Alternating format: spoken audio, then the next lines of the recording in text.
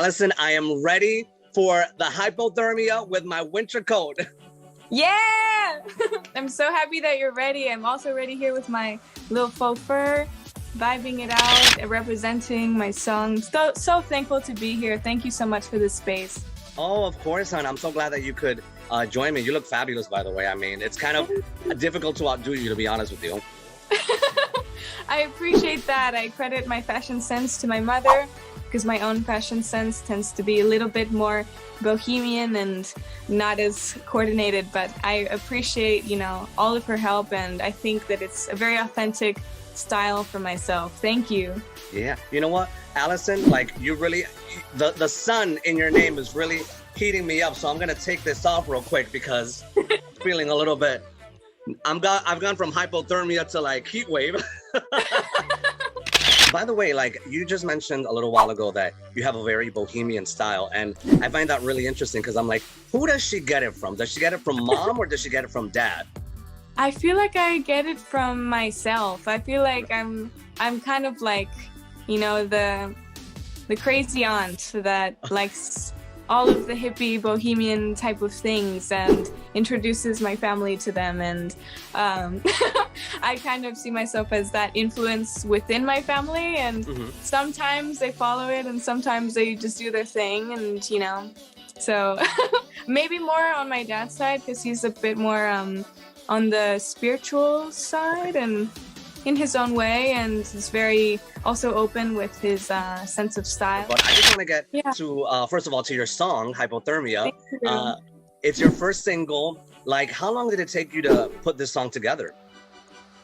Yeah, so this song I wrote this song when I was 17, and so I felt like I channeled it at that age, and it was kind of like a download from the divine during that time in my life, and I kind of started playing it automatically with my hands, and then the story started playing in front of my mind, and it was me running in a forest full of snow, and then all of a sudden I fall, I turn into ice, and I'm dying of hypothermia, and boom, all of my memories of this life and other lives start blending together and interacting with each other, and then I just get the message, close your eyes, you'll see more freely, close the eyes, you'll see more freely, and then I start hearing what the song wants me to say, because it's been around since that age of my life, and then when I met my producer, regression, who is such a beautiful soul, it developed into what it is now, and so I'm super thankful for that.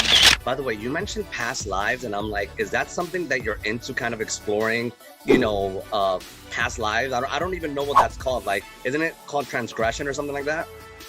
Yeah, past life regressions. Yes, I've actually done a couple. Wow. So I definitely I'm a firm believer in that.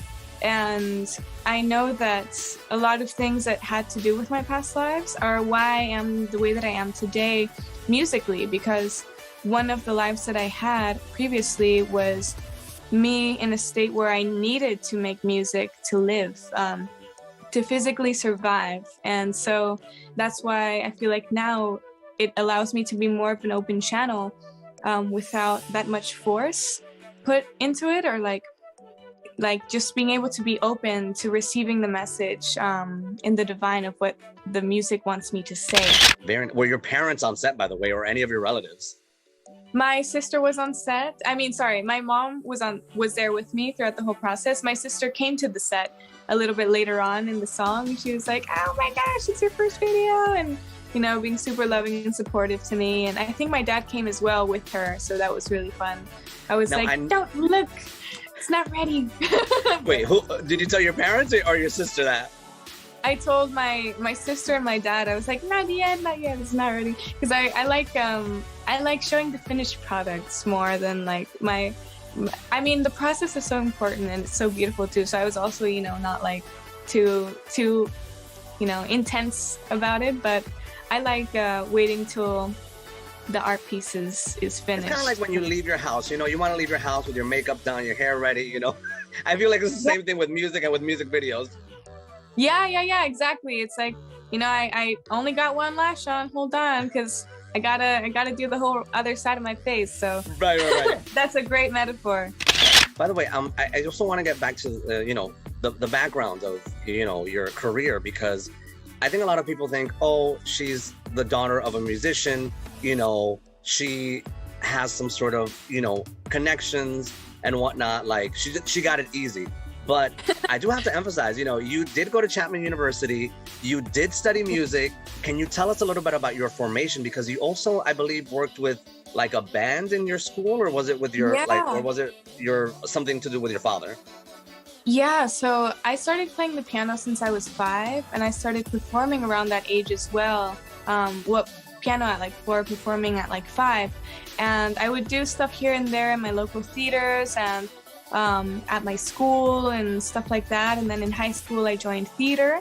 And, you know, all of that is like, you know, no one can get you a part. You have to audition, you have to work for the parts, you have to, you know, prepare yourself in those ways. And that was a great experience for me, because I used to be extremely afraid of the stage and very nervous. And what theater did is that it let me step into the shoes of another person or character, and that allowed me to take the pressure off of myself, to not feel like I'm judging, you know, my own being, and it's just a character. And so that helped me free myself up a lot. And then a year after that, I joined choir. I was on tour with Camila for almost 2 years as a backup singer.